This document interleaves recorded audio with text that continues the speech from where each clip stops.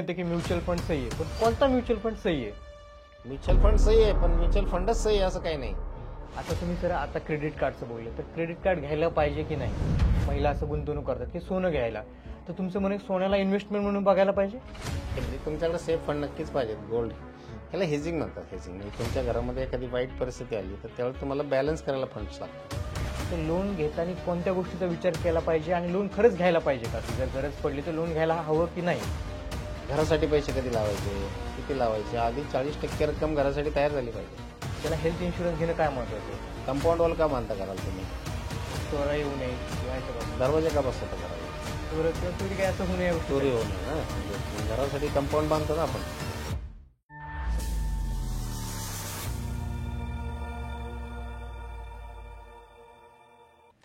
जय महाराष्ट्र मंडळी. तर आज आपल्यासोबत आहेत गणेश देशमुख सर. नमस्कार सर, तुमचं नमस्ते. मराठी माणूस युट्यूब चॅनलवरती सहर्ष स्वागत आहे. सर, आमच्या चॅनलचे जे व्ह्युअर्स आहेत त्यांच्यासाठी तुम्ही काय करता व तुमच्याबद्दलची थोडी माहिती द्या. माझं नाव गणेश देशमुख. मी 1993 पासून या सेक्टरला आहे. माझं मूळ गाव वरवण दौंड तालुक्यातलं आहे. माझं पुणे, नारायणगाव, औंध, वाकड अशी 4 ठिकाणी ऑफिसेस आहेत. आमचं साधारण 5,500 कुटुंबांना आम्ही सेवा देतो. ओके. साधारण 93 पासून मी या सेक्टरला आहे. वेगवेगळ्या सेगमेंटमध्ये आम्ही काम करतो. तर फायनान्शियल प्लॅनिंग हा आमचं मूळ गाव आहे. त्यामुळे एखाद्या व्यक्तीने त्याचं पैशाचं नियोजन कसं करावं ह्याच्यासाठी आम्ही काम करतो.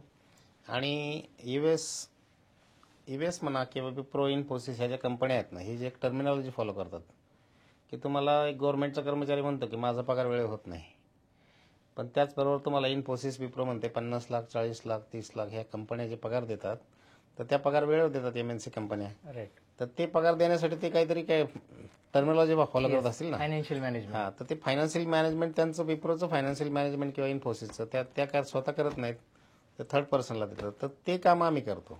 ओके. इंडिव्हिज्युअल क्लायंटसाठी एखाद्या इंडिव्हिज्युअल क्लायंटने काय करायला पाहिजे तर ते नियोजन आम्ही करतो. आता काय होतंय, तुम्ही फायनान्शियल प्लॅनिंग करता. फायनान्शियल प्लॅनिंग करतो. आता जनरली काय होतंय की 5वीचा मुलगा 10वीचा अभ्यास करतोय. ओके. की एखादा मुलगा परवा जॉबला लागला की परवाच तो म्हणतो परवा पहाटे इन्व्हेस्टमेंट करायची, ह्या सेगमेंटला जायचं, त्या सेगमेंटला.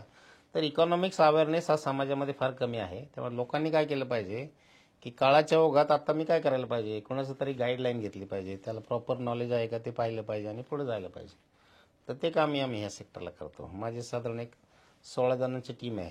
त्याच्यामध्ये 12 ते 13 आमचे जे ऑफिसर कॅटेगरीमध्ये जे मुलं आहेत ते सगळे काम करतात. कस्टमरचा टोटल पोर्टफोलिओ तयार होतो. आत्ताच्या जगामध्ये 2च गोष्टी चालतात, एक एक्सेल आणि एक ॲप. राईट. तर कस्टमरचं काम आम्ही रोडमॅप पहिला तयार करतो, ते एक्सेलवर तयार होतं. कंप्लीट झालेलं त्याचा बिझनेस तो आम्हाला त्याच्या ॲपमध्ये आमच्या दिसतो. त्यामुळे आमचे स्वतःचे ॲप पण आहेत आणि एक्सेल पण आहेत. Okay. That's why we are doing. Yes sir, तुम्हाला म्हणजे एवढा वर्ष झालं तुम्हाला फायनान्शियल प्लॅनिंगमध्ये किंवा फायनान्शियल एज्युकेशनमध्ये किंवा फायनान्शियल बॅकग्राऊंडचा अनुभव आहे, तर फायनान्शियल एज्युकेशन का महत्वाचं आहे आताच्या जनरेशनला? हा, म्हणजे काय होतं की जनरली तुम्हाला एखादी इन्व्हेस्टमेंट करायची किंवा फायनान्शियल प्लॅनिंग करायचं, फायनान्शियल म्हणजे नियोजन का करायला पाहिजे, काय नाही, तर याचं कारण काय आहे की कुठला तरी मुलगा येतो तो म्हणतो माझ्या वडिलांचा ॲक्सिडेंट झाला, मग मला 25 लाख रुपये लागले, मग तेच कर्ज मी फेडतोय. कोणीतरी म्हणतं आमच्या वडिलांनी मोठा बंगला बांधला होता, त्याचे EMI गेले नाहीत, आमच्या घराचं कोणीतरी ताबा नेला. किंवा कोणीतरी मुलगा वडिलांनी पहिला पुण्यात येतो तो म्हणतो, त्याचा वडील म्हणतो पहिलं घर घे. मग तर त्याला त्याच्या पॅरामीटरमध्ये फॅमिलीमध्ये बऱ्याच गोष्टी राहिलेल्या असतात आणि त्याचा बाप मात्र त्याच गोष्टीला प्रायोरिटी देतो की माझ्या मुलाचं घर झालं पाहिजे, त्याच्यामध्ये तर बाकी गोष्टी राहत नाहीत. मग त्याला लिक्विडिटी किती आहे हे सगळं पाहिलं जात नाही. मग त्या मुलावर ते प्रेशर येतं.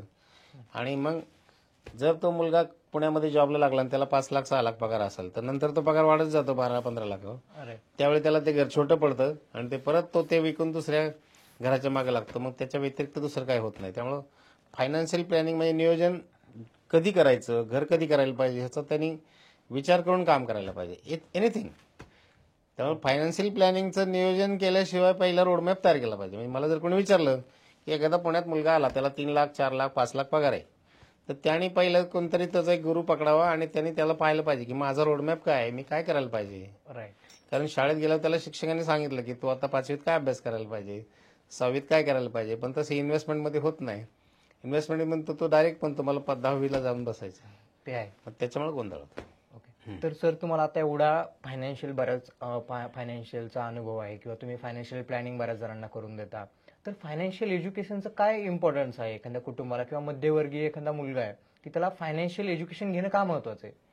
त्याच्यामध्ये काय केलं पाहिजे, फायनान्शियल एज्युकेशन का महत्वाचं आहे की कारण प्रत्येक गोष्टीचा नंबर्स ठरवला पाहिजे की घरामध्ये नक्की काय करायचं, आपल्या घराची नीड काय आहे. घरामध्ये आता 4 भाऊ असतात, लग्न पहिले मोठ्या भावाचं आधी केलं जातं ना. राईट. तसं आपल्या घरामध्ये नंबर 1 कॅटेगरीमध्ये काय काम आहे, 2 मध्ये काय आहे, 3 मध्ये काय आहे, प्रायोरिटी ठरवल्या पाहिजेत आणि त्यानुसार पुढे गेलं पाहिजे. मग आता त्या प्रायोरिटीमध्ये तो काय करतो की मला विहीर खांदायची, मला घर बांधायचे, हे सगळ्या गोष्टी घेतो, पण त्याला त्या सगळ्या गोष्टीमध्ये दमवणारे व्यक्ती कोण आहे, त्याचे घटक कुठले आहेत, त्याचा सारासार विचार होत नाही. हे सगळं करताना त्याने त्याच्या मुलांना एज्युकेशनला किती पैसे लागतात, त्याच्या भावांसाठी काय पैसे लागतात का, त्याच्या आईवडिलांचं मेडिक्लेम आहे का, त्यांनी घरासाठी कर्ज घ्यायचं नाही घ्यायचं, ह्याचा सगळा वारंवार म्हणजे त्यांनी अवलोकन केलं पाहिजे आणि मग पुढे जायला पाहिजे. पण त्याच्यावर तसं काय होत नाही. आज कुठलाही तरुण मुलगा आला की परवा पाठच तो म्हणतो मला म्युच्युअल फंड घ्यायचं आहे. राईट. आणि खरंय. प्रॉडक्टमध्ये सेल करणारी मंडळी जी आहेत ना, ती प्रत्येक प्रॉडक्ट विकायला बसलेली आहेत. तर तुम्ही तुमच्या गरजा करताना मला नंबर 1 काय केलं पाहिजे, दुसऱ्या वर्गात काय केलं पाहिजे, चौथीच्या वर्गात काय केलं पाहिजे, 6वीमध्ये काय केलं पाहिजे, असं त्याचं पॅरामीटर तयार केलं पाहिजे, रोडमॅप तयार केला पाहिजे आणि मग त्या रोडमॅपला फॉलो केलं पाहिजे. बरोबर आहे. आणि मग ते करताना आम्ही काय करतो, व्हॉट वी आर डुईंग, आम्ही त्याची स्वतःची एक एक्सेल तयार करतो. एक्सेलमध्ये त्याला कोणत्या वर्षी किती पैसे पाहिजेत, आता त्याला इन्कम किती आहे, त्याची व्हॅल्यू किती झाली पाहिजे, नेट प्रेझेंट व्हॅल्यू काय असली पाहिजे, त्याला हे कोणी सांगतच नाही. तो सगळं रँडममध्ये तो म्हणतो मी 50 लाखाचा टर्म इन्शुरन्स घेतला, मी अशी इन्व्हेस्टमेंट केली, तशी इन्व्हेस्टमेंट केली, मला म्युच्युअल फंडमध्ये जायचं आहे, मला इक्विटी, कुठल्याही सेक्टरला जाऊ दे, तो कधी गोल्ड घ्यायला जातो. त्याच्यासाठी त्याला पॅरामीटर तयार करून पुढे जायला पाहिजे आणि त्यांनी ठरवलं पाहिजे की व्हॉट इज माय गोल. मग त्या नीड बेस्ड फायनान्शियल प्लॅनिंगमध्ये आम्ही पहिले एक्सेल शीट तयार करतो की याला कोणत्या वर्षी किती पैसे पाहिजेत, इन्फ्लेशननुसार किती पैसे लागतील, मग SIPच्या बसमध्ये बसलं तर काय होईल, मग कोणत्या बसमध्ये बसायचं, का बसायचं, ते कारण तयार होतं. आणि मग ती MNC कंपन्याची टर्मिनॉलॉजी फॉलो करतात. मी इन्फोसिसचा कर्मचारी काय म्हणतो की मला पगार वेळेवर होतो, MNC कंपन्या. पण तसंच गव्हर्नमेंटचा कर्मचारी काय म्हणतो, आमचा पगार वेळेवर होत नाही. मग त्या काही सिस्टीम फॉलो करत नाहीत गव्हर्नमेंट टर्मिनॉलॉजीमध्ये, तर त्या सिस्टीम आम्ही त्यासाठी इंडिव्हिज्युअल क्लायंटसाठी फॉलो करतो. मग आता जगात काय 2च गोष्टी चालतात, एक एक्सेल चालतं आणि ॲप चालतं. पेंडिंग काम एक्सेलमध्ये दिसेल रोडमॅपमध्ये आणि दुसरं जे कम्प्लीट आहे ते ॲपमध्ये दिसेल. राईट. त्यामुळे आरसा राहील, कस्टमरला क्लिअर ट्रान्सपरन्सी राहते. That's why we are doing. Yes. आता सर आपण आहे ना स्टेप बाय स्टेप एका गोष्टीवरती जाऊया. तर सर्वप्रथम मला तुम्हाला एक विचारायचं की सेव्हिंग आणि इन्व्हेस्टमेंटमध्ये फरक काय? सेव्हिंग आणि इन्व्हेस्टमेंट म्हणजे हा तर सगळा गफलतीचा प्रश्न आहे. म्हणजे सेव्हिंग म्हणजे बचत आपल्या म्हणजे मराठी माणसांना काय वाटतं की मी सेव्हिंग करतोय म्हणून माझा पैसा सेव्ह राहते, हाच आपल्याला बऱ्याच जणांना वाटतं. पण मराठी माणूस हा इन्व्हेस्टमेंटकडे आता वळायला लागलाय. पण इन्व्हेस्टमेंट करताना त्याचे नंबर्स चुकतायत. म्हणजे सुरुवात पाया फाउंडेशन पासून वर जायला पाहिजे ना, तर तो डायरेक्ट 4थ्या मजल्याचं बांधकाम बिल्डिंगमध्ये लगेच पूर्ण करतो. ते तुम्हाला मी आता एक उदाहरण असं सांगतो की जेव्हा तुम्ही घर बांधता तर तुम्ही 4थ्या मजल्यावर जाता का डायरेक्ट? नाही, पहिल्या पायापासून वरती. त्याच बिल्डिंगमध्ये जर खाली जर कारचं शोरूम करायचं असेल तर तुम्ही काय करता, काचेचं ग्लास टाकता, राईट. शटर लावता. बरोबर. पण त्याच बिल्डिंगमध्ये जर तुमचा राहायचं असेल तुम्हाला तर तुम्ही काय करता, 9 इंची भिंत बांधता. तर पहिला purpose decide the choice. Okay. बचत करताना purpose decide the choice. Money governing rule आहे. पर्पज डिसाइड द चॉईस म्हणजे काय की तुम्हाला आता अमेरिकेला जायचे आणि तुमच्याकडे मर्सिडीज आहे, तुम्हाला विमानच करावं लागेल, तुम्ही नाही जाऊ शकत. बरं. तुम्हाला खूप वेळ लागेल जायचं असेल तर मग बोट करावं लागेल, मग ट्रॅव्हल करावं लागेल. म्हणून पर्पज डिसाइड द चॉईस. जर तुम्हाला जायचं असेल US ला तर विमान करायचे. आणि तुम्हाला जर सकाळी तुम्ही पोहे खाता, इन्व्हेस्टमेंट सेव्हिंगशी कनेक्ट करायची. पोहे जेव्हा तुम्ही खाता तर पोह्यात रिटर्न आहेत का? नाही. का तो पर्पज काय आहे, रात्री जर तुम्ही हेवी खाल्लं तर तुम्हाला हलकं वाटलं पाहिजे. बरोबर. म्हणून तुम्ही कोणता पैसा, तुम्ही नोकरीला लागल्यानंतर तुम्हाला जे पैसे येतात सुरुवातीला बचत करायची, मग काय करायला पाहिजे, पण पहिले पैसे बाजूला ठेवायला लावले पाहिजे. ही सवय लावली पाहिजे की पैसे बाजूला काढलेच पाहिजेत. मग पहिले बाजूला काढले पाहिजेत. बाजूला काढायची सवय लागली की ते करताना मग बचत आणि गुंतवणूक एकदा बाजूला काढली की त्याला गुंतवणूकच म्हणायचं. पण नंतर त्याचे कॅटेगरी वाईज काय करायचं हा पुढचा प्रश्न येतो. म्हणून मराठी माणसांनी गुंतवणूक केली पाहिजे. पण भरून अजून बरेच मराठी माणसं अंधश्रद्धेमध्ये अडकलीत आणि सेव्हिंगच्या नावाखाली कोणत्याही प्रकार घेतले जातात आणि त्याच्यामध्ये जुगारामध्ये आपली माणसं, मराठी माणसं मोस्टली जास्त पैसे कमावतात. राईट. सर आता तुम्ही बोललात तसं की जुगारामध्ये मराठी माणसं खूप जास्त पैसा घालतात. तर क्विक मनीच्या मागे का जाऊ नये आणि क्विक मनीमुळे नुकसान काय होईल? म्हणजे फॅमिली आता मिडल क्लास समजा कोणी आहे, बरीच मुलं काय करतात, बेटिंग ऍप आहेत किंवा ड्रीम 11 म्हणजे असं नाव नाही घ्यायचं, पण असं बऱ्याच ऍपमध्ये ते इन्व्हेस्टमेंट करतात किंवा इन्व्हेस्टमेंट म्हणण्यापेक्षा की ते लावतात की आपल्याला याच्यातून बराच हे होईल आणि पैसे स्वतःचे गमवतात. तर या गोष्टीला कसं बघता तुम्ही? नाही, तो इन्व्हेस्टमेंटचा 5वा मजला आहे. म्हणजे तुम्हाला म्हणलं ना मी टर्मिनॉलॉजी, की तुम्हाला जर dream any any funds, any future and option, derivative, जुगार, हे स्पेक्युलेशनमध्ये येतं. हे 5व्या मजल्यावर येते इन्व्हेस्टमेंट. त्या मजल्यावर जायचा अधिकार कोणाला आहे? तुम्ही जो 5वा मजला कधी बांधता? 4था झाल्यावरच ना. बरोबर. मग पहिल्या मजल्यावर काय आहे? तर पहिल्या मजल्यावर तुमची स्वतःची प्राइस केली पाहिजे. तुम्हाला म्हणजे कस्टमर काय करतो, पहिल्यांदा तो काय केलं पाहिजे, त्यांनी स्वतःची किंमत केली पाहिजे, त्याला स्वतःला कव्हर केलं पाहिजे. नंबर 2, त्यांनी फॅमिलीमध्ये क्रिटिकल इलनेस घेतला पाहिजे. बरोबर. त्याच्या वडिलांना कॅन्सर झाला, काय झालं तर त्यांचं इन्कम थांबणार आहे. त्याला काय झालं तर फॅमिलीसाठी इन्कम थांबणार आहे, तर त्याला काही इंडिव्हिज्युअल रक्कम मिळाली पाहिजे. मग त्यांनी क्रिटिकल इलनेस केला पाहिजे, सुरुवातीला मेडिक्लेम करायला पाहिजे, त्याचा स्वतःचा इन्शुरन्स करायला पाहिजे, भले ती टर्म पॉलिसी असो, ते घेतलं पाहिजे. त्याच्यानंतर त्याने दुसऱ्या टप्प्यामध्ये काय केलं पाहिजे, स्वतःचा सेव्हिंग फंडामध्ये गेलं पाहिजे. मग सेव्हिंग फंडामध्ये जनरली काय केलं जातं, तो एफडीमध्ये जातो. एफडीला व्याज किती राहतं? 5 ते 7%. बरोबर. सेम एफडीच्या व्याजदरात इन्शुरन्स मिळतं तुम्हाला. इन्शुरन्स पॉलिसी घेतली त्याच्यामध्ये तुम्हाला रिस्कवर फ्री मिळते. तुम्ही त्याला इन्फ्लेशनच्या नावाखाली बाजूला ठेवता. That is so wrong. Number 2, नंतर त्या इन्व्हेस्टमेंटचा पहिल्या मजल्यावर एनएससीचा पार्ट आला, पीपीएफ आलं, गव्हर्नमेंट सिक्युरिटीज आल्या, तुमच्याकडे बरेच ऑप्शन आहेत. नंबर 3, तिथं तो त्यांनी गोल्डला जायला पाहिजे, एसआयपीला जायला पाहिजे, म्युच्युअल फंड, मल्टी कमोडिटी एक्सचेंजमध्ये कांदा बटाट्यावर पैसे लावतो आपण. तूर डाळ मध्ये महाग झाली होती, मटकी, मूग, ह्या सगळ्या कमोडिटी, MCX म्हणतात त्याला. ओके. आता बँकांमध्ये एक रूल आला होता पूर्वी, बँका 3ऱ्या मजल्यावर आल्या, नॅशनलाइज बँका सुद्धा. बँकामध्ये माहिती आहे का तुम्हाला, 1 कोटी रुपये टाकले बँक बुडवले तर किती पैसे मिळतील? नाही. 3 महिन्यामध्ये फक्त 5 लाख रुपये द्यायचे. बापरे. कारण गव्हर्नमेंटला बर्डन नको आहे कुठलं. ओके. त्यामुळे 5 महिन्यामध्येच तुम्हाला 1 कोटी रुपये इन्व्हेस्टमेंट जरी झाली तुमची, कुठलीही नॅशनलाइज बँक असेल, तर 3 महिन्यामध्ये 5 लाख देऊन ते कॉन्ट्रॅक्ट गव्हर्नमेंटला संपून टाकायचे. हो. इन्व्हेस्टमेंट बँक जर डुबली तर फक्त तुम्हाला 1 कोटीचे तुमचे फक्त 35 लाख. 5 लाख रुपये, 5 लाखच फक्त. फक्त 5 लाख रुपये द्यायचे. आणि गव्हर्नमेंटला जास्त केसेस नको आहेत त्याच्या, ओके. म्हणजे लवाद नको आहे. गव्हर्नमेंटला जास्त केसेस नको आहेत, काही गडबड नको आहे, काही नको आहे. आणि ते दॅट इज गुड ऑल्सो. आणि त्यामुळे इकॉनॉमीमध्ये पण फंड्स आले पाहिजेत भरपूर. एफडी मधून जर पैसे सगळेच बँकेमध्ये गेले तर तुमच्या इकॉनॉमिक्सला, तुमच्या जीडीपीला हातभार लागत नाही. हाही त्यामागचा उद्देश आहे. That is good also. मग त्यामुळे तुम्ही 3rd फ्लोअरला MCX, पतसंस्था, तुमच्या कंपन्यांचे एफडी आल्या, तुमच्या डिबेंचर्स आले, सगळं आलं 3rd फ्लोअरला. 4थ्या मजल्यावर इक्विटी आहे. ओके. तिथं रिअल इस्टेट आहे, तिथं फ्लॅट आहे, तिथं प्लॉट आहे, तिथं तुमचा शेअर्स आहेत, इक्विटी आली, शेअर्स. सॉलिटरी डायमंड, आता अंबानीच्या फॅमिलीमध्ये बरेच पेमेंट दिलं गेलं एकमेकांना, गिफ्ट असं सांगितलं, पण कोणीच कोणाला काही दिलं नाही. सगळं ऑनलाईन ट्रान्सफर झालं. ओके.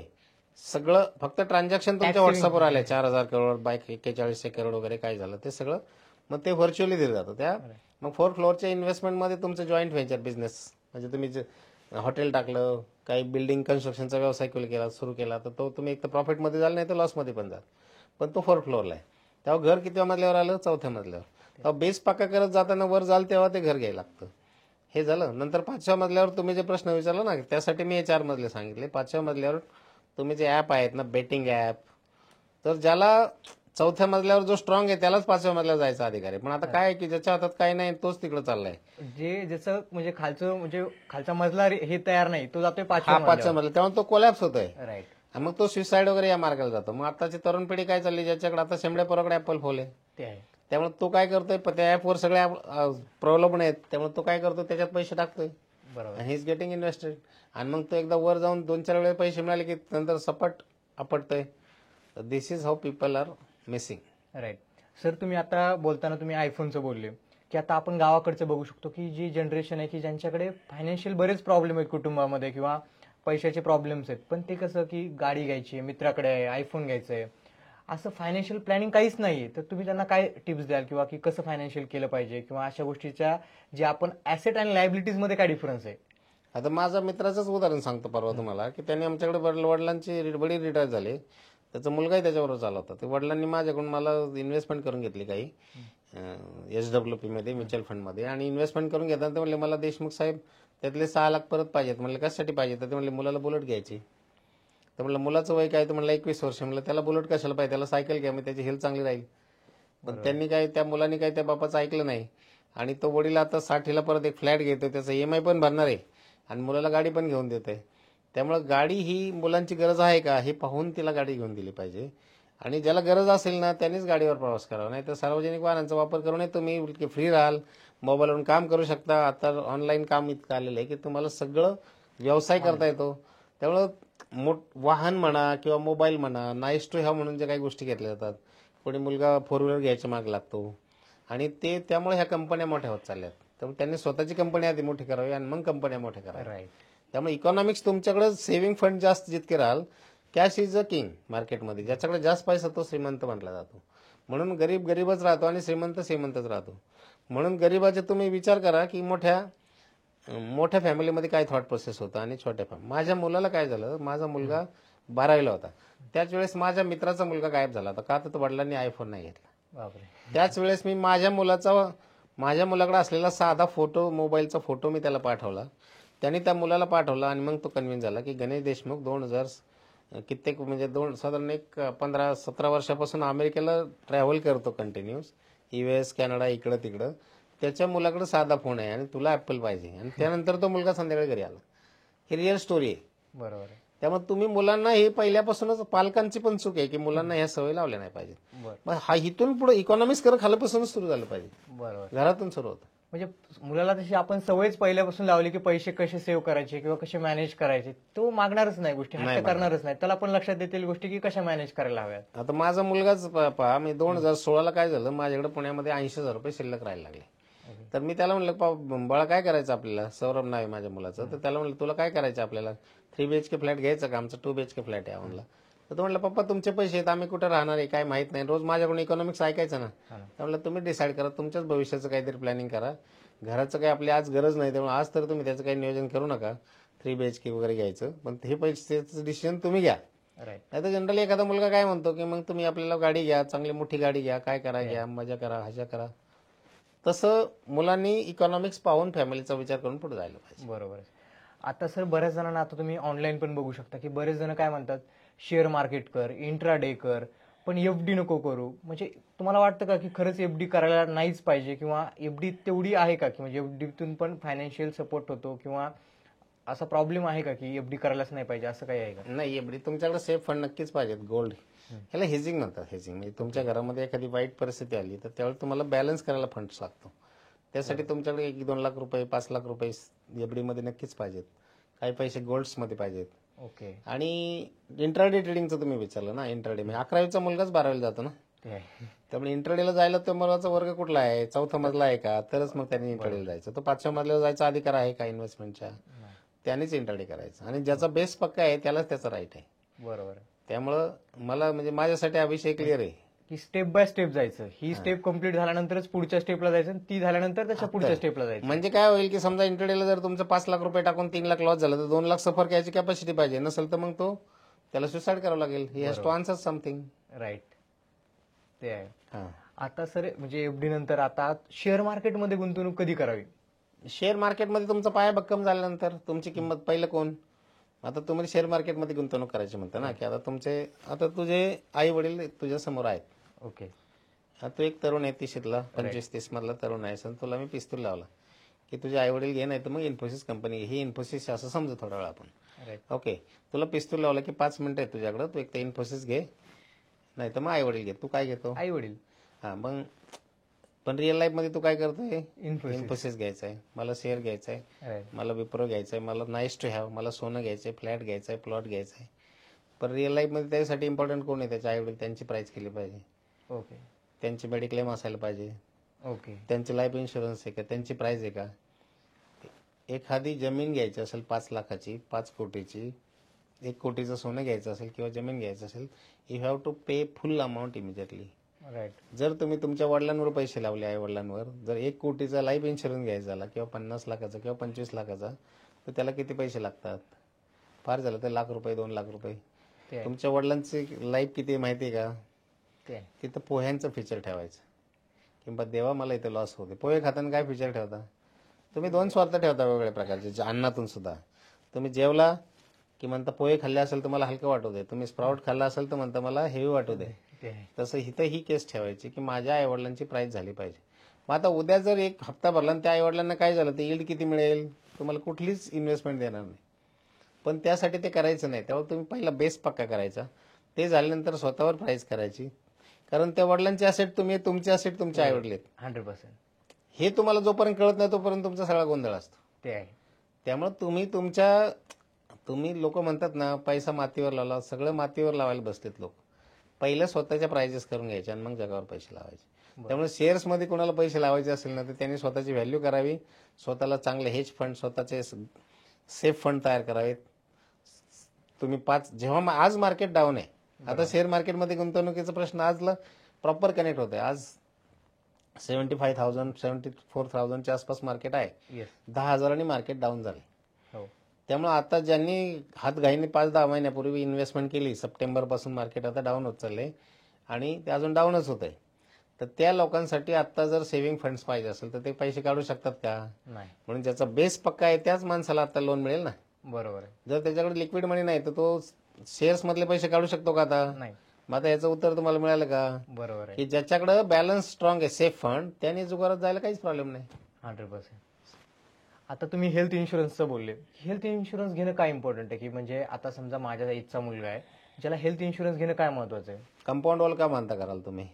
म्हणजे चोरा येऊ नये किंवा याच्यापासून दरवाजा का बसवता घराला? चोर किंवा चोरी काय असं होऊ नये या गोष्टी. चोरी होऊ नये ना. म्हणजे मग घरासाठी कंपाऊंड बांधतो ना आपण. बरं. घरापेक्षा लोक कंपाऊंड वॉलला जास्त खर्च करतात माहिती. हो ना. मेडिक्लेमला तसं होतं का? नाही होत. 10 लाखाचा मेडिक्लेम तुझ्यासारख्या तरुण मुलाच्या आई वडिलांना जर मेडिक्लेम लागत असेल तर त्याच्यासाठी 25-30 दिले तर 5-10 लाखाचा मेडिक्लेम मिळतो. आणि जर तो मुलगा इकॉनॉमिक्स कुठं फिरतं, त्याच मुलाचे आई वडील 5-10 वर्षात कुठेतरी आजारी पडले की चांगल्या हॉस्पिटलला जायचे ना, मग 5-10 चांगल्या हॉस्पिटलला चांगले पैसे लागतात. तो आई वडिलांची चांगली सेवा करू शकत नाही. जर गेला सेवा करायला तर त्याला कर्ज होतं. ते बर्डन फिरतं आणि दुष्टचक्र सुरू होतं. म्हणून मेडिक्लेम पहिलं केलं पाहिजे. ओके. येस. आता सर म्हणजे आपण आता बऱ्याच म्हणजे मराठी कम्युनिटीमध्ये कसं आहे किंवा मराठी समाजामध्ये की लोन घ्यायला नाही पाहिजे, तर लोन घेताना कोणत्या गोष्टीचा विचार केला पाहिजे आणि लोन खरंच घ्यायला पाहिजे का, की जर गरज पडली तर लोन घ्यायला हवं की नाही? नाही, लोन घेतलं पाहिजे. तुमच्या 1 रुपयात दुसरे 2 रुपये मिळतं, 3 रुपयात तुम्हाला काहीतरी करता येतं. बरं. जर मी 2004ला पुण्यात आलो, माझ्याकडे 5 लाख रुपये होते, मी 20 लाख रुपये लोन घेतलं, पुण्यामध्ये घर घेतलं. माझा बेस पक्का होता, माझ्याकडे एफडी मधून 5 लाख तयार झाले होते. 20 लाख रुपये लोन घेतलं, 25 लाखाचं घर घेतलं. बरोबर. आणि त्यामुळं मग मला एकदा घर स्वतःचं. तुम्ही जगात कुठेही राहा, रस्त्याच्या कडेला राहावं, नाही जगाचे दळणवळण तुम्ही करेक्टकडे असावं. आत्ताच्या पिढीचा प्रॉब्लेम काय होतं की घर फार प्राईम लोकेशनला पाहिजे. That is very wrong story. कारण प्रत्येक गोष्ट काही काळानंतर प्राईम होते. बरोबर आहे. त्यामुळे आज जर लोक रावेतला घर घेत असतील तर रावेतच्या पुढे 10 वर्षांनी रावेतच्या पुढे 10 किलोमीटरची गोष्ट प्राईम असेल. बरोबर. त्यामुळे आता काय करतोय तरुण मुलगा, पटकन त्याला रावेतला किंवा बाणेरला जर 2 BHK लागत असेल तर 1.5 लाख रुपये लागतात. ते आहे.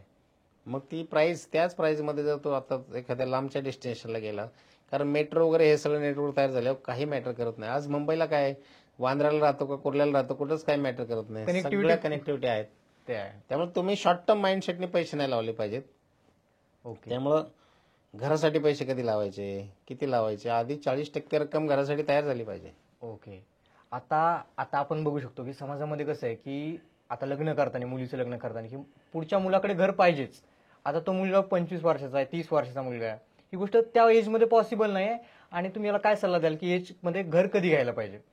नाही, आता लग्न जमवताना जनरली काय होतं की होतकर मुलगा पाहिजे आणि त्या फॅमिलीवर डिपेंड आहे की आपलं इकॉनॉमिक्स कसं आहे. आता काय झालंय की फॅमिलीला काय वाटतं की ज्याचा बेस पक्का नाही त्याला मुलगीच द्यायची नाही. बरोबर. पण त्या मुलाच्या सेव्हिंग हॅबिट्स आहेत का हे पाहिलं पाहिजेत.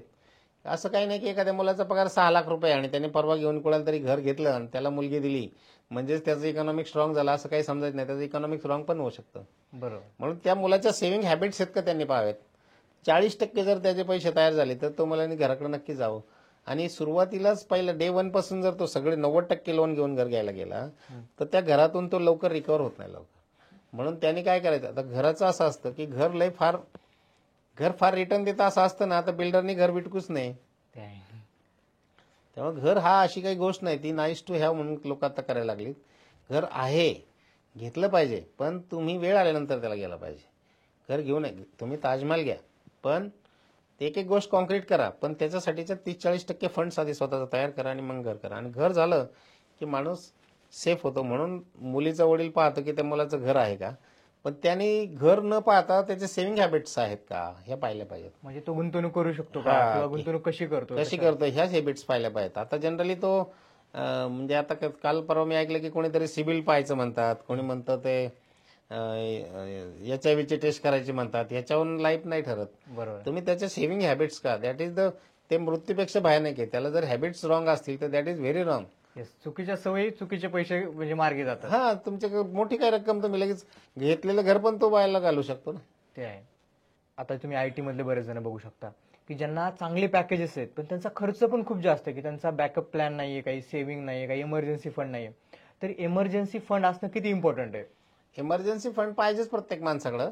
आणि आता त्याच्या इमर्जन्सी फंड का ठेवत नाही, तर त्याच्या जागा क्रेडिट कार्डने घेतलेली आहेत. कारण बँका तुम्हाला क्रेडिट कार्ड इमिजिएट देऊन बसतात. राईट. त्यामुळे तुम्हाला वाटतं की आता क्रेडिट कार्ड आहे म्हणलं इमर्जन्सी फंडची गरज नाही, पण त्या इमर्जन्सी फंडाचं त्याच्या क्रेडिट कार्डचं बिल येतं तेव्हा त्याच्या लक्षात येतं की सेफ फंड पाहिजे. म्हणून मग आताचा मुलगा काय करतोय, तरुण मुलगा, की डायरेक्ट SIP मध्ये पैसे टाकतोय. बरं. तर त्याने सेफ फंडमध्ये काही फंड्स ठेवले पाहिजेत. त्याच्यामध्ये ते वेगवेगळ्या सेक्टरने, मग जसं सांगितलं तसं FD किंवा लाईफ इन्शुरन्स सेक्टरने गेलं पाहिजे. आणि जे पैसे त्याला 50% रक्कम त्याची ती बॅलन्स ॲडव्हान्टेज फंड्स म्हणा किंवा अशा फंडामध्ये सुरुवातीला जायला पाहिजे, सवय लावून घेतली पाहिजे. नंतर तो इक्विटीकडे गेला पाहिजे हळूहळू. त्यामुळे दुसरा जो पार्ट आहे ना, की सेफ फंड ठेवताना काही लिक्विडिटीला फंड ठेवले पाहिजेत, काही फंड थोडे लॉक पाहिजेत. सगळेच पैसे तुम्हाला फ्री दिसले नाही पाहिजेत. ओके. नाही तर आपण सगळे पैसे संपवायला हुशार आहेत. आपल्याला कोणाला पैसे कसे संपायचे सांगावं लागत नाही. ते आहे. प्रत्येक जण हुशार आहे पैसे कसे संपायचे, पण पैसे ठेवायचं हे सांगणार आपल्याकडं. आपला सगळा ड्रॉबॅक आहे आपल्याला समाजाचा, मराठा समाजाचा. म्हणजे मराठा म्हणण्यापेक्षा बऱ्यापैकी वर्ल्डमध्ये जगामध्ये काय परिस्थिती आहे की पैसे कसे कमवायचे याच्यावर प्रचंड हे चालू आहे. एज्युकेशन चालू आहे. पण पैसे ठेवायचे कसं याचं फार तुटपुंज नॉलेज आपल्या सर्व खालच्यापासून पिढीला आहे. त्यामुळे त्या पुढच्या पिढीलाही ते कळत नाही. ते आहे. त्यामुळे दोन्ही प्रकारच्या सेक्टरमध्ये पैसे पाहिजेत. इमर्जन्सी फंड ठेवताना नुसता सेफ मध्ये न ठेवता दोन्ही पॅरामीटर गेलं पाहिजे. आता तुम्ही सर आता क्रेडिट कार्डचं बोलले, तर क्रेडिट कार्ड घ्यायला पाहिजे की नाही, म्हणजे क्रेडिट कार्ड घेताना काय विचार करायला पाहिजे? क्रेडिट कार्ड घेताना त्याने स्वतःचा स्वभाव पाहिला पाहिजे की मी ह्याचे पैसे जर वेळेवर नाही दिले तर मला 3-3.5% रिटर्न द्याय, त्याला इंटरेस्ट द्यायचा आहे. मला कालच माझ्या एका क्लायंटने विचारलं होतं, वय वर्ष 27. आमचा एक क्लायंट आहे, त्याने म्हटलं की मला देशमुख साहेब मला क्रेडिट कार्ड मिळतंय बँकेकडून, घेऊ का? म्हणलं मिळालं तर तुला घ्यायचं तर घे, पण मला जर विचारशील तर तू ते स्वतः विचार करून घे. जर तुला ते एकदा सवय लागली ना की खिशात पैसे नसताना माणूस खर्च करतो. बरोबर आहे. पूर्वीचे लोक काय करायचे, बाजारात जर 10 रुपये नेले ना तर 2 रुपये परत आधी तिला अशी काळजी घ्यायची, किंवा 8 खर्च करून 2 खर्च करून 8 परत आणायचे. आता क्रेडिट कार्ड घेऊन गेला तर 10 खिशातले घालून क्रेडिट कार्डचे 500 टाकून 510ची खरेदी करतो. बरोबर आहे सर. त्यामुळे त्याला मग तो बर्डन वाढत जातं. राईट. त्यामुळे क्रेडिट कार्ड हे ज्याचा त्याचा प्रश्न आहे. क्रेडिट कार्ड असावं, पण असलंच पाहिजे असं काही नाही. कित्येक मुलं, तरुण मुलं पण मी पाहतो, इतक्या चांगल्या सवय आहेत मुलांच्या की प्रत्येक मुलं क्रेडिट कार्ड वापरत नाहीत, कारण ती सवय फार वाईट आहे. ओके. कारण त्याच्यामध्ये आता अमेरिका वगैरे सारख्या ठिकाणी सगळ्यात तुम्हाला कुठल्याही तरुण मुलाच्या पॉकेटमध्ये 10 ते 20 क्रेडिट कार्ड मिळतात. मग ती क्रेडिट कार्ड त्यांनी बाजूला, कारण तो हे चाललं नाही ते क्रेडिट कार्ड, ह्याचे पैसे तिकडे त्याचे असे फिरवत राहतो. त्यामुळे लेहमन ब्रदर घोटाळा झाला 2008ला. राईट. त्यामुळे ज्यांनी अमेरिकेत घरं घेतली त्यावेळेस 95% 98% पैसे देऊन बँकांनी कर्ज दिली, आणि त्याच बँकांचे पैसे द्यायला या मुलाकडे पैसेच नव्हते, कारण ह्यांनी सगळंच क्रेडिट कार्डवर केलं होतं. म्हणून आपल्याकडे म्हणजे क्रेडिट कार्ड घेताना स्वतःची हॅबिट बघायला पाहिजे की बाबा आपण ते पैसे व्यवस्थित ज्याला त्याला जेवढा खर्च आहे तेवढंच आपण.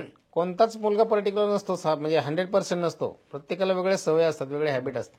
ज्याला वाटतं ना की हे मी करू शकतो त्यानेच ते करावं. बरोबर. आता सर आपण म्हणजे बघू शकतो की पहिल्यापासून आपल्याच्यात एक इन्व्हेस्टमेंटमध्ये किंवा महिला असं गुंतवणूक करतात की सोनं घ्यायला, तर तुमचं म्हणे सोन्याला इन्व्हेस्टमेंट म्हणून बघायला पाहिजे. सोनं तुमच्यासाठी नक्की पाहिजे तुमच्याजवळ. सोनं फिजिकल गोल्ड घेण्यापेक्षा लोकांनी गोल्ड ETF कडे जायला पाहिजे. की जनरली काय होतं की सोनं घेताना लोक विचार करतात की ह्याच्यामध्ये फार रिटर्न मिळतील. सोनं रिटर्न सिजनल देतं. काही काही काळामध्ये सोनं जेव्हा जगामध्ये युद्धजन्य परिस्थिती होते किंवा आता मार्केट फ्लक्च्युएट झालं की सोन्याचे रेट, आता सोनं बघा 82,000 आहे. पण 11 ऑगस्ट 20ला अमेरिकेत जेव्हा माणसं एक्सपायर झाली, खूप माणसं कोरोनामध्ये गेली, त्यावेळेस सोनं 57,000 होतं.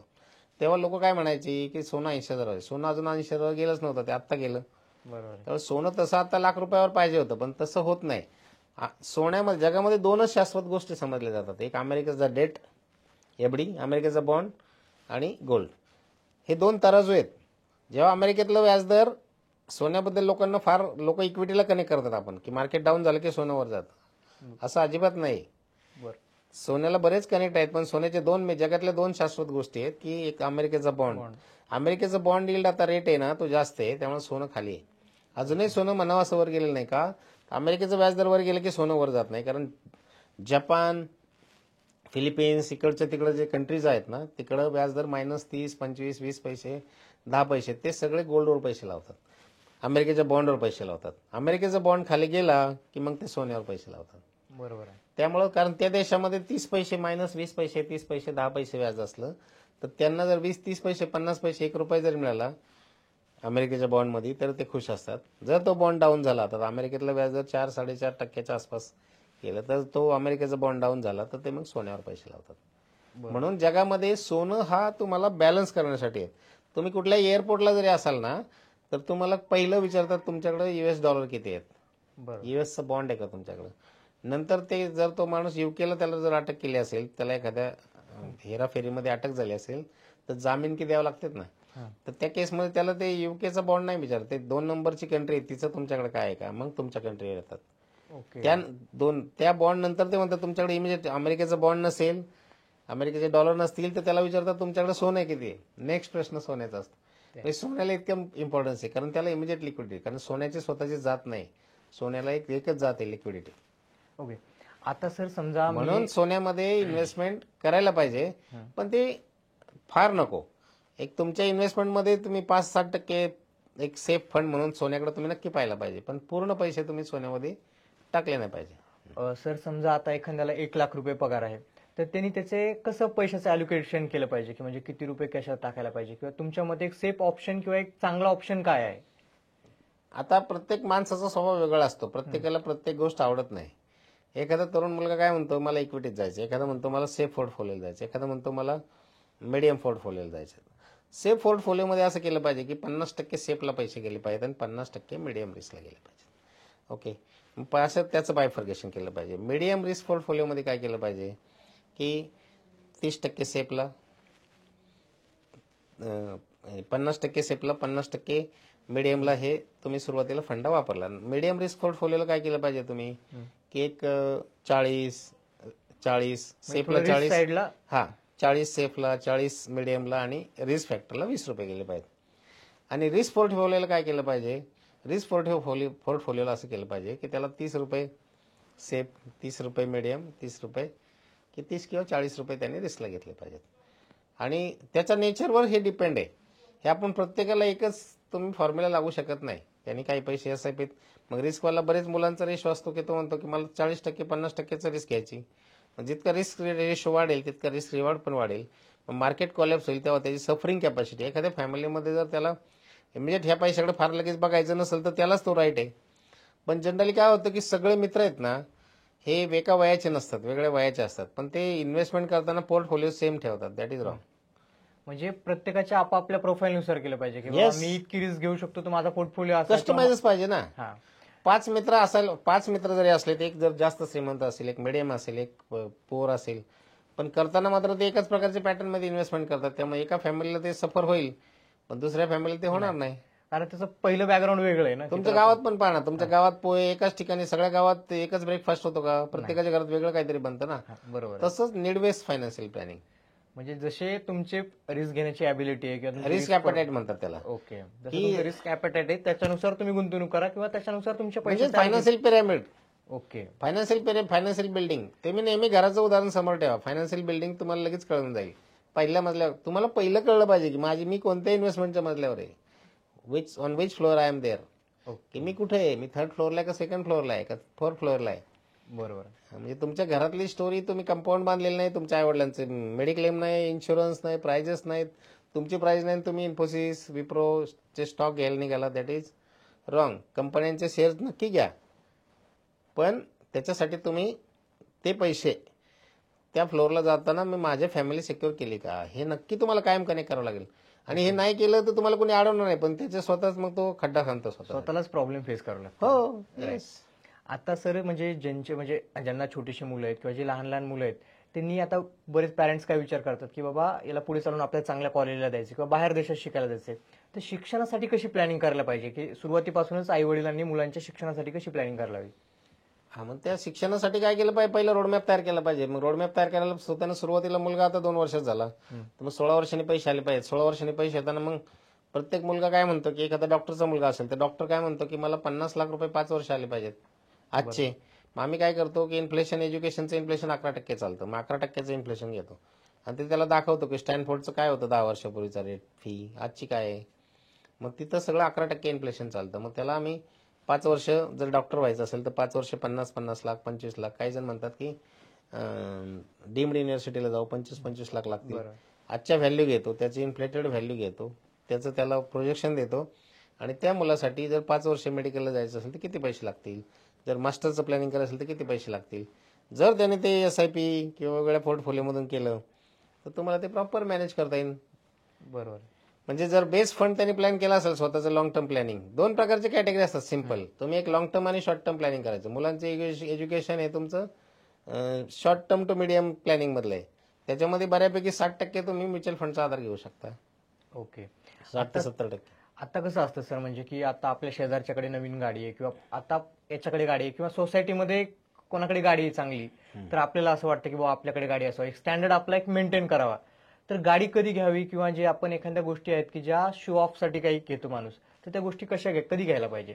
गाडी घ्यायची कधी हा प्रश्न अडचणीचा नाहीये. गाडी कोणी घ्यायला कोणाचा विरोध नाहीये. गाडी नक्की घ्यावी तुम्हाला घ्यायचं असेल, पण तुम्हाला परत तिथं चालेल की तुमचा जो EMI हातात येणारा जो पैसा आहे त्याच्या 33% तरी तो EMI गाडीचा तुमच्या त्या इन्कम नेट शिल्लक जी राहते तुमच्याकडे त्यातल्या ते 25 ते 30% रक्कम त्याचा EMI असला पाहिजे. जर तो EMI त्याच्यापेक्षा एक्सीड करत असेल तर यू आर डुईंग सुसाईड. बरोबर आहे. कारण सार्वजनिक वाहतूक व्यवस्था चांगली आहे, पूर्वी नव्हती ती, आता बऱ्यापैकी आहे. विनाकारण आपण त्या नाईस टू हॅव म्हणून काय घ्यायला चाललोय, याच्यामध्ये आपण सगळं त्यातच अडकतोय. आता सगळ्यांना काय पाहिजे, गाडी पाहिजे, नाईस टू हॅव म्हणून कोणाला जमीन लागते. पण तुम्ही त्याचा EMI देताना, कर्ज फेडताना तुम्ही ते तुमचं येणारं जे बजेट आहे, समजा आता 1 लाख रुपये पगार एखाद्या मुलाला असेल आणि तो मला म्हणला की मला मारुती किंवा कुठल्याही कंपनीची गाडी घ्यायची, महिंद्राची गाडी घ्यायची, तर त्यांनी हे नक्की पाहिलं पाहिजे की मी जे पैसे देऊन मला EMI येतोय तो त्याच्या येणाऱ्या नेट शिल्कीमध्ये 1/3 आहे का, ओके. तरच ते गणित बसतं. म्हणजे जे EMI आहे तो त्याच्या 1/3 असला पाहिजे, त्याच्या पेमेंटच्या किंवा त्याची जी सॅलरी येते त्याच्या. त्याच्याकडे जे नेट घरात शिल्लक येते त्याच्या 1/3 ते नक्कीच पाहिजे. ओके. सर आता बघू शकतो आपण की ऑनलाईन जेवढे इन्फ्लुएन्सर आहेत किंवा सोशल मीडियाचे जे स्टार्स म्हणू शकतो आपण, की ते काय म्हणतात की एक तर तुम्ही शेअर मार्केटमध्ये गुंतवणूक करा, नाहीतर म्युच्युअल फंडमध्ये गुंतवणूक करा. तर म्युच्युअल फंड घेताना आपण कोणत्या गोष्टीचा विचार केला पाहिजे? आता जनरली काय होतं की कुठले तुम्ही एक मल्टी स्पेशालिटी हॉस्पिटल पाहिले का तुम्ही? बरं. सगळं होतं तिथं, ओके. आणि जनरली काय होतं की प्रत्येक बसमधला माणूस आहे ना, तो काय म्हणतो की म्युच्युअल फंड करणारा काय म्हणतो की फक्त म्युच्युअल फंड घ्या. बरोबर. शेअर्सवाला म्हणतो काय नाही, फक्त शेअर्सच घ्या. क्रिप्टोवाला म्हणतो क्रिप्टोच घ्या. इन्शुरन्सवाला म्हणतो इन्शुरन्सच घ्या. मेडिक्लेमवाला म्हणतो मेडिक्लेमच घ्या. तर ह्या सगळ्या सेगमेंटचं बॅलन्सिंग तुम्हाला करावं लागेल. म्हणून तुम्ही इन्व्हेस्टमेंट करताना म्युच्युअल फंड सेक्टरकडे समजा पाहिलं तर म्युच्युअल फंड 3rd फ्लोअरला आहे. पहिलं स्वतःच्या डोक्याने ती कॅटेगरी फिट करून टाकायची, हे कोणत्या फ्लोअरची इन्व्हेस्टमेंट आहे राईट. हे अजून कोणी कोणाला सांगत नाही आणि कोणाला कळतही नाही. मग तुम्ही जर तुझ्यासारखा मुलगा 20-25 वर्षाचा असेल आणि त्याला जर 5,000 रुपये बचत केली त्यांनी, त्याला 1 कोटी रुपयाचा कॉर्पस तयार करायचा असेल, तर 30 वर्षामध्ये 5,000 रुपये जर त्यांनी मंथली भरले आणि 30 वर्षे कन्सिस्टन्सी इन्व्हेस्टमेंट केली तर तो 1 कोटी रुपयाच्या आसपासचा @10% असा तो परतावा मिळू शकतो. ओके. पण त्याची कन्सिस्टन्सी राहिली पाहिजे. पण म्युच्युअल फंडमध्ये होतं काय की 27-28 महिने झाले, पैसे लागले की ती म्युच्युअल फंड ब्रेक केला जातो. म्हणून त्यांनी तो पैसे पर्पज क्लिअर करून, purpose decide the choice, long term ठेवला पाहिजे, तर तो कॉर्पस तयार करू शकतो. आता काल मला एका 42 वर्षाच्या मुलांनी विचारलं की मला 2 मुली आहेत, एकीचं वर्ष 6 आहे आणि एकीचं वय 12 आहे, तर देशमुख साहेब तिच्या शाळेचे पैसे तुम्हाला द्यायचेत. मला त्यांनी एक कागदावर लिहून दिले की तिला 12वी नंतर 20,000 लाख रुपये पाहिजेत आणि 5 वर्षे 5-5 लाख रुपये पाहिजेत.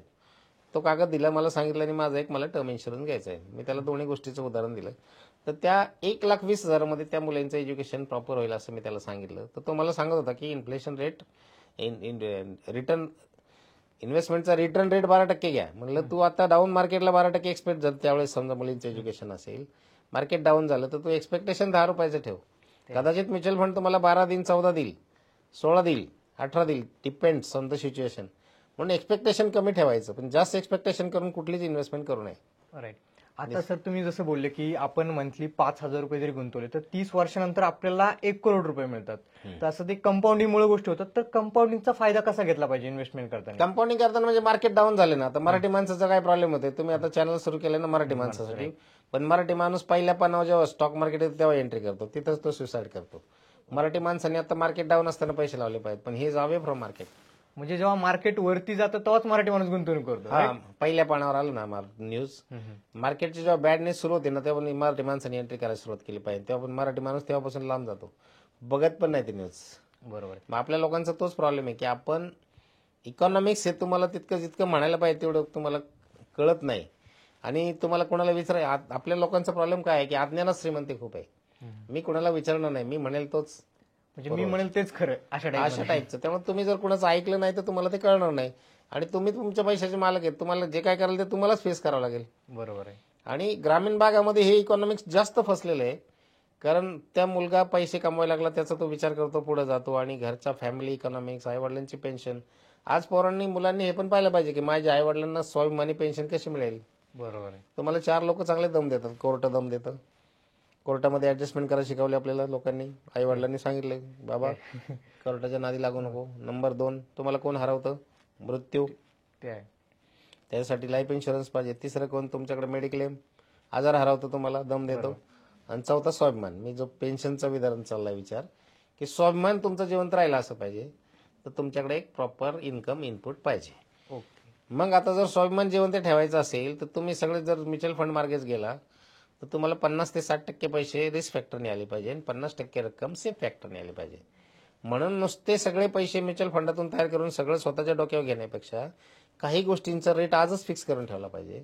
ओके. जर एखाद्या तरुण मुलांनी 2 कोटीचा एखादा लॉंग टर्म अॅन्युटीचा प्लॅन घेतला 30 वर्षाचा, तर त्याला 5-6 लाख रुपयामध्ये 16 लाख रुपये पेन्शन मिळते. ते आहे. मग 16 लाख रुपये घ्यायला त्यावेळी पेन्शन किती लागेल, तुम्हाला कॉर्पस किती लागेल? तुम्हाला जर 16 लाख रुपये भाडं घ्यायचं असेल 30 वर्षानंतर, तर पुण्यासारख्या ठिकाणी 10 ते 12 कोटीची प्रॉपर्टी लागेल. आफ्टर टॅक्स तुमच्या हातात 16 लाख रुपये राहतील. ते आहे. जर ग्रामीण भागामध्ये तुम्हाला वाटलं की मला 16 कोटीचं भाडं घ्यायचे, 16 लाख रुपये वर्षाला भाडं घ्यायचे 30 वर्षांनी, तर ग्रामीण भागात व्याजदर 1% मिळतं प्रॉपर्टीला. 16 लाख रुपये टाकायला लागतील तेव्हा 16 लाख रुपये तुम्हाला, 16 कोटी रुपये टाकावं लागतील तेव्हा तुम्हाला 16 लाख रुपये भाडं मिळेल.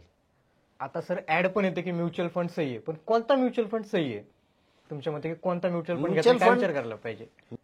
Everything is good.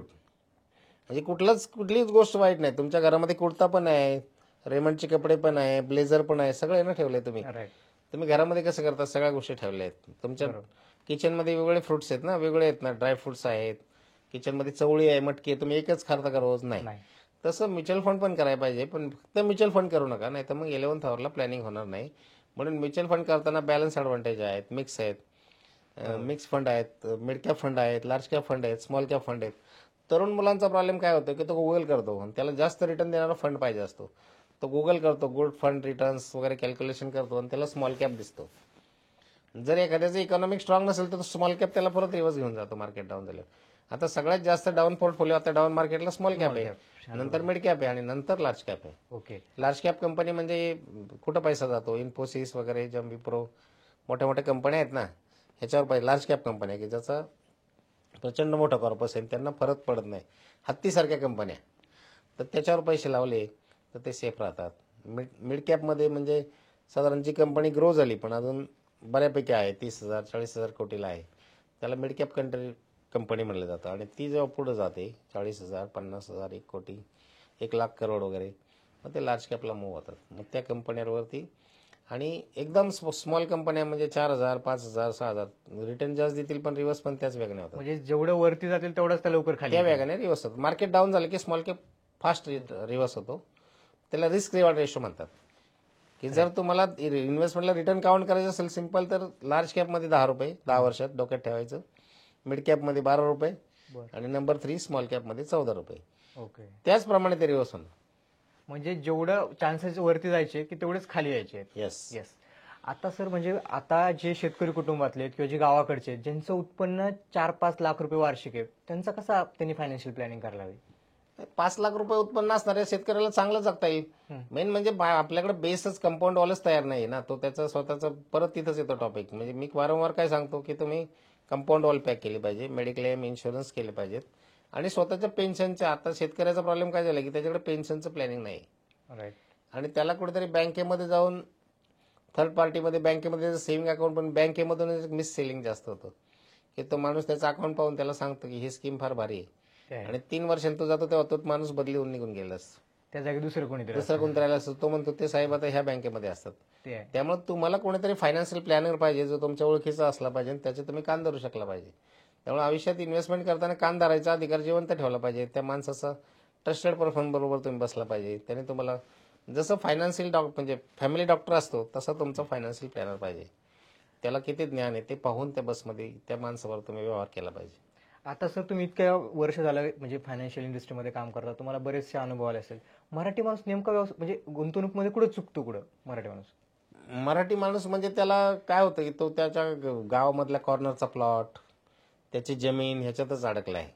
अजूनही अंधश्रद्धेत मराठी माणसाचा खूप पैसा जातोय. अजूनही परडीमध्ये, वेगळ्या सेक्टरमध्ये, पूजापाठ ह्याच्यामध्ये करू द्या, सगळे तुम्ही विधी करा, सगळं करा, पण बऱ्यापैकी अंधश्रद्धेमध्ये खूप पैसा चाललाय आणि ज्या गोष्टी करायला पाहिजेत ते मराठी माणूस करत नाहीये. त्यांनी त्याचा एकाच मार्गे इन्व्हेस्टमेंट होते. काही जण जमीन तर जमीनच घेतात, काही जण सोनं तर सोनंच घेऊन ठेवतात. म्हणजे अलोकेशन काहीच नाही पोर्टफोलिओचं, एका साईडला गेली जमीन तर जमीन घेणार, सोनं तर सोनं घेणार, म्हणजे असं सेपरेशन नाही केलं. सेपरेशन केलेलं नाही. त्यामुळे मग त्याला त्याच्याकडे वेगळ्या सेगमेंटमध्ये, मग त्याचा मुलगा गावामध्ये ते किती स्टडीड आहे, कुठल्या नेटवर्कमध्ये, त्यानुसार ती फॅमिली ते इन्व्हेस्टमेंट करते. आज जनरली सगळा तरुण गावाकडचा बऱ्यापैकी मोबाईल ॲपवरून मोठ्या इन्व्हेस्टमेंटच्या माग लागलाय. फ्युचर अँड ऑप्शनमध्ये बऱ्यापैकी यंगस्टर आता मागं तुम्ही पाहिलं की म्हणजे 30,000 करोडचा घोटाळा हो. फ्युचर अँड ऑप्शनमधून, ट्रेडिंगमधून, डेरिव्हेटिव्ह फ्युचरमधून मुलांनी पैसे गेले. त्यामुळे आता आपले जे अर्थमंत्री आहेत निर्मला यांनी बरीच बंधनं आणली. म्हणून आता बरेच रिस्ट्रिक्शन केले. आता जे टॅक्सेशन सुद्धा लावलं त्याला ते सुद्धा एक कारण आहे की लॉंग टर्म मध्ये आता टॅक्स जो आहे 1 वर्षाच्या नंतर जो शेअर्स विकले जातात ना, शेअर्स म्हणा किंवा इन्व्हेस्टमेंट म्युच्युअल फंडच्या वगैरे, तर त्याला पूर्वी 10 रुपये लॉंग टर्मला रेट होता, तो आता 12.5 केला. राईट. आणि शॉर्ट टर्मला तरुण मुलं जास्त फ्युचर अँड ऑप्शन खेळतात म्हणून शॉर्ट टर्मला गव्हर्नमेंटने 20% म्हणजे जर 100 रुपयावर 120 रुपये नफा झाला तर 20 रुपयाला टॅक्स तुम्हाला 20% द्यावा लागेल, म्हणजे 4 रुपये. राईट. आता सर तुम्ही टॅक्सचं बोलले, तर टॅक्स बद्दल काय माहिती असायला पाहिजे? का सामान्य माणूस समजा माझ्यासारखा आहे की ज्याला इन्व्हेस्टमेंट करताना टॅक्स पण माहिती असणं गरजेचं आहे, तर टॅक्स बद्दल काय काय माहिती असणं गरजेचं आहे? नाही, इन्व्हेस्टमेंट करताना पहिलं तर तुमचं कमवणं आणि पैसे बचत करणं हे शिकलं पाहिजे तुम्ही. ओके. नंबर टॅक्स म्हणजे तुम्ही जेव्हा पुढे जाता तुम्हाला 5 लाख 6 लाख रुपये इन्कम, तुम्ही रिटर्न फाईल केलं पाहिजे. रिटर्न फाईल केलं की तुमचं इन्कम डिक्लेअर झालं, म्हणजे तुम्हाला लोन मिळतं. आता मराठी मुलगा एखादा आला तर त्याला कोणी सांगत नाही किंवा त्याला कळत नाही, तो रिटर्न बिटर्न या भानगडीत परत नाही. अशी पण मी मुलं कित्येक पाहिले की त्यांचं कारभार करोड 2 करोड आहे, पण तेव्हा आपण त्या भानगडीत पडत नाही साहेब. मग तिथं तो पैसे लागले की इमर्जन्सी फंड पतसंस्थेत जातोय. ते आहे. पतसंस्था ही सेकंड, ज्या माणसाचं नियोजन नाही इकॉनॉमिक्स त्या माणसाने तिथं पतसंस्थेत जाऊन कर्ज घ्यावं लागतं की ज्याचं ITR नाही, काही नाही. म्हणून रिटर्न फाईल केले पाहिजे, टॅक्स भरला पाहिजे आणि 10 रुपये टॅक्स भरला मग तुमच्या इन्कमनुसार तुम्हाला नुसतं कर्ज घेण्यासाठीच नाही ITR टॅक्स. त्या माणसाला, त्या मुलाचा मृत्यू जरी झाला, मी फायनान्शियल प्लॅनिंगच्या रिगार्डिंग सांगतोय की आता 25 वर्षाच्या मुलाचं इन्कम त्यांनी 5 लाख डिक्लेअर केलं असेल, राईट. त्याच्या फॅमिलीची ती ॲसेट आहे, तर त्याचा क्लेम कितीचा लावायचा? एखाद्या गाडीवर जर त्याचा ऍक्सिडेंट झाला, अपघात झाला, तर त्या ITRच्या 30 पट 35 पट त्या तरुण मुलाचा क्लेम होतो. बापरे. त्या आई वडिलांना 1.5-2 कोटी रुपये मिळू शकतात. ते त्याचे असेट असते, ते त्यांनी गमावतात, ते आहे. पण त्याच्याकडे ITR नसतं. पण याचा विचार करत नाही. त्याचं लग्न झालं असतं, त्याला 2 मुलं असतात. जर रस्त्यावर त्याला कोणी उडवला तर त्याला ते 1.5-2 कोटी रुपयाचा क्लेम मिळाला तर त्याचं कुटुंब सुसह्य होऊ शकतं, other than life insurance, other than his money. म्हणून कारण अपघाती प्रमाण पण आपल्या देशामध्ये खूप आहे. ते आहे. आता सर ज्यांना रिटायरमेंटची प्लॅनिंग करायची आहे, समजा 35 किंवा 30 वर्षाचं जे कपल आहे त्यांना रिटायरमेंटची प्लॅनिंग करायची, तर त्यांनी कसं करायला हवं रिटायरमेंट प्लॅनिंग करताना, कोणत्या गोष्टी लक्षात घ्यायला पाहिजे? 30-35 वर्षाचं कपल जर आहे ते जनरली काय होतं की पैशाचं बचत करायला मुलंच 30-32 वया झाले येतात. ते आहे. लग्न झालं की थोडा आनंद घेतात, 1-2 वर्षानंतर कळतं की पैसे पुलाखालून परत पाणी निघून गेले असतं, पैसे ठेवले पाहिजेत. मग तेच प्रकार मग असं सांगितलं त्या पद्धतीने तुम्ही सेफ पोर्टफोलिओ आणि मिडियम रिस्कचा साथ घेतली पाहिजे. जसं जसं त्याचं बॅकग्राऊंड तयार होईल, त्याचे असेट तयार होतील, त्यांनी मग रिस्ककडे वळलं पाहिजे. मग सुरुवातीला जर त्याला 1 लाख पगार असेल आणि त्याने जर त्याचे 30 रुपये जर शिल्लक राहत असेल तर 15 रुपये लॉंग टर्मला ठेवले पाहिजेत, म्हणजे त्याच्या पेन्शनसाठी गेले पाहिजेत, आणि 15 रुपये शॉर्ट टर्म सेव्हिंगसाठी. मग शॉर्ट टर्मसाठी काय, मग म्युच्युअल फंडचा आधार घेतला पाहिजे. मुलांचं एज्युकेशन त्यात होईल. त्याच्या मुलांचं नर्सरीचं ॲडमिशन त्या म्युच्युअल फंडातून होईल. त्याला 10 वर्षांनी काही सिस्टमॅटिक फंड्स पाहिजे असेल ते काही ॲटोमेशनमधून आले पाहिजेत. ओके. मुलांचं एज्युकेशन घेताना सुद्धा 60-70% रक्कम म्युच्युअल फंडात गेली पाहिजे आणि 30% रक्कम सेफ पोर्टफोलिओ पण जायला पाहिजे. येस. तर सर आता आपल्याकडे बघितलं असेल की मुलगा जन्माला आला किंवा मुलाचा वाढदिवस आहे, अशा बऱ्याचशा वेळेस आई वडील काय करतात की मुलासाठी सोनं घेतात. तर खरंच घ्यायला पाहिजे का हे सोनं?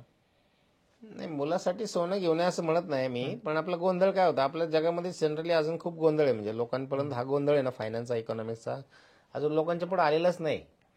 इतकी परिस्थिती भयानक आहे की तो मुलगा त्या वडिलांचं परिस्थिती काय होती की तो त्या मुलाला काय म्हणतो, सोन्या म्हणतो.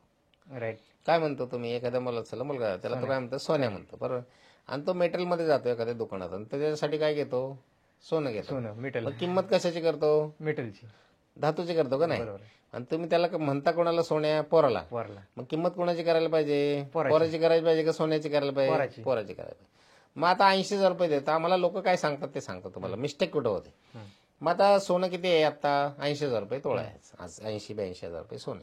मग तो कोणता आहे, माझ्या पोराला 1 तोळा सोनं घ्यायचं. बरं. मग 2 वर्षांनी तो आम्हाला काय सांगतो, 1 वर्षांनी, देशमुख साहेब 80,000 सोनं होतं आता 90,000 रुपये झालं. असं तो माझे पैसे वाढले. त्याला हे माहित नाही की ते 80,000 रुपये जर 15 वर्षासाठी मुलासाठी पार्क केले तर त्या मुलाचा 12 लाखाचा इन्शुरन्स होईल. आणि ते इमर्जन्सी त्याच्या कामात पण येईल. इमर्जन्सी त्याच्या कामाला येईल आणि त्या 12 लाखावर एखादी इन्शुरन्स कंपनी त्याच्या नावावर 60,000 भरेल त्या वर्षी. आणि हा पुढल्या वर्षी आम्हाला येऊन सांगतो माझे 80चे 90 झाले. पण आता प्रॉब्लेम असा आहे की मांजराच्या गळ्यात घंटी कोणी बांधायची, सांगायचं कोणी, वास्तव बोलायला कोण तयार नाही. सोनारा गोल्ड ज्वेलर्स तुम्हाला तो सोनं विकायलाच बसलाय, तो काही म्हणणार नाही आणि त्याचा दोष नाही, he's right on his place. तो माणूस त्याच्याकडे गेलाय, तर त्याने हे पाहिलं पाहिजे की पैसे कुणाला लावले पाहिजेत. त्याच वेळेस त्या बापाची सुद्धा इन्शुरन्स नसतो, त्याची प्राइस केली पाहिजे. म्हणून मुलाची प्राइस केली पाहिजे आणि ते पैसे जे दरवर्षी जर त्या मुलाच्या नाव 1-1 तोळा सोनं तो घेत असेल ना, तर त्यांनी 80,000 रुपये 15 वर्ष भरले तर ते 15 वर्षामध्ये ते जे 12 लाख रुपये तयार होतील, त्याचे 12 लाख रुपये ऍड करून 25-30 लाखाचे ऍसेट तयार होईल. त्याच्यावर बऱ्यापैकी टॅक्स वगैरे हे लायबिलिटी राहत नाही आणि ते पूर्ण कॅपिटल त्या मुलाच्या हातात येईल. आता प्रत्येक ठिकाणी काय केलंय लोकांनी, गव्हर्नमेंट पार्टनर ठेवलंय. सोनं विकाल तिथे टॅक्स बसेल. तर ते आजच्या तरुण पिढीने पाहिलं पाहिजे. अजून एक विषय मुलांनी पाहिला पाहिजे की भविष्यामध्ये आता गव्हर्नमेंट गॅरंटीज जे आहेत ना, जिथं गव्हर्नमेंट पार्टनर नाही, आज तुम्ही जमीन घेतली, गव्हर्नमेंट विकताना म्हणतं मला 20% द्या, सोनं घेतलं म्हणतं तुम्ही त्याच्यावर टॅक्स द्या, म्युच्युअल फंड घेतला त्याच्यावर टॅक्स द्या. तुम्ही मार्केटमध्ये आता 1010D मध्ये किती पैसे लॉक करता येतात, 5 लाख रुपये. हे सगळ्यात फार महत्वाचं आजच्या तुमच्या सेशन, लॉक करून टाकायला पाहिजे पैसे. 5 लाख रुपये जर तुम्ही 1010D मध्ये भरले, तुमचे येणाऱ्या पैशावर, पेन्शनवर टॅक्स नाही. आज सगळ्या जगात सगळ्या गोष्टी टॅक्सेबल झाल्यात. आता आपल्या भारत देशामध्ये काही गोष्टी नॉन टॅक्सेबल आहेत, त्याच्यामध्ये 1010D मध्ये तुम्ही 5 लाख रुपये गुंतवू शकता. युलिप सारखा प्रकार आहे, त्याच्यामध्ये भरमसाठ पैसे तुम्ही टाकू शकत होता, आता फक्त 2.5 लाख टाकूनच येणारी रक्कम नॉन टॅक्सेबल होते. म्हणजे 7.5 लाख रुपयाची दरवर्षीची गुंतवणूक आहे, त्याच्या मॅच्युरिटीवर टॅक्स नाही आणि त्यानंतर मग बाकीच्या गोष्टीला तुम्ही हात लावला पाहिजे. राईट. त्यामुळं गोल्ड मुलांचा जो फंड आहे तो एक पालकांनी लक्षात घेतला पाहिजे आणि नॉन टॅक्सेबल. आज काही जगात घेताय तुम्ही, फ्लॅट घेतला, विकता, गव्हर्नमेंट म्हणते मला टॅक्स पाहिजे, त्यामुळे प्रत्येक ठिकाणी गव्हर्नमेंट पार्टनर ठेवलाय. ते तरुण पिढीने आता जर मला विचारलं की शेवट याचा समारोप कसा करायचा, तर तुम्ही आता नॉन गॅरंटी मार्केटमधल्या गॅरंटी ग्रॅप केल्या पाहिजेत आणि 1010D कसा आहे की मला येणाऱ्या पैशावर टॅक्स कसा लागणार नाही, ह्या वाचवता येईल म्हणजे पहिल्या त्या टॅक्सेशन मधल्या स्टोरी पण लॉक करून घेतल्या पाहिजेत आणि मग बाकी मग तुम्ही रिस्क खेळा. बेस स्ट्रॉंग केलं पाहिजे, गव्हर्नमेंट गॅरंटी सेफ मध्ये गेला पाहिजे, तुम्ही ते ग्रॅप केलं पाहिजे. 1010D हे समजून घेतलं पाहिजे. युलिप मध्ये 2021 पासूनच्या आधी पूर्वी किती पण पैसे टाकता येत होते, 2021 नंतर आपल्या फायनान्स मिनिस्टरने कॅपिंग आणलं 1 फेब्रुवारी 21 नंतर. 2.5 लाख रुपयानंतरची जी रक्कम इन्व्हेस्ट होईल त्याच्यावर टॅक्स बसतो. पण आज बँकामध्ये सर्राफ 5 लाख 6 लाख रुपयाचा युलिप विकला जातो इन्व्हेस्टमेंट अकाउंटला पाहून कुठल्या इन्व्हेस्टरच्या. हे 5 लाख रुपये 6 वर्ष भरा, पैसे घ्या, येणारे सगळे पैसे टॅक्सेबल होऊन जातात आणि हे आज कोणीच पाहायला तयार नाही. तर मंडळी, आज आपल्यासोबत होते गणेश देशमुख सर. आज आपल्याला सरांकडून की मराठी माणूस फायनान्समध्ये काय चुका करतो, ऍसेट अलोकेशन करताना काय चुका करतो, इन्व्हेस्टमेंटचे जे आपण म्हणू शकतो एक टियर्स की सुरुवातीला कशी गुंतवणूक करायला पाहिजे, नंतर कोणत्या गोष्टीकडे जायला पाहिजे, अशा कोणकोणत्या गोष्टीची फायनान्शियल प्लॅनिंग करताना काळजी घ्यायला पाहिजे व रिटायरमेंटची प्लॅनिंग कशी करायला पाहिजे, आज त्याच विषयावरती आज आपण सरांसोबत चर्चा केली आहे. धन्यवाद सर. धन्यवाद.